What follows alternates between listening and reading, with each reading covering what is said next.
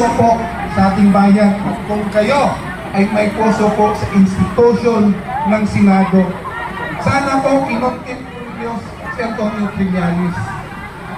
Ano bang karapatan at authority ni Antonio Trillanes na bastusin, gaguhin ang Senado?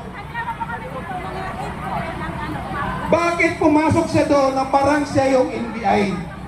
Bakit pumasok siya doon na parang siya yung ICC? Ano bang karapatan ni Antonio Trillanes? Bakit hindi ninyo kinontempt si Antonio Trillanes na nanggulo sa loob ng Senado? Dapat po hindi nyo pinalabas si Antonio Trillanes dahil kayo mismo mga senador, pinastos kayo sa loob ng inyong pamamahay na wala man lang siyang pakikipag-usap sa ating Ewan ko lang po kung may usapan yung si Senate President Tito Soto at ang kanyang dahil hindi po karapat-dapat na si Antonio Trillanes ay magsisiga-sigahan sa loob ng Senado dahil hindi siya senador, hindi siya NBI, hindi siya ICC. Siya po ay aso! Aso po yan!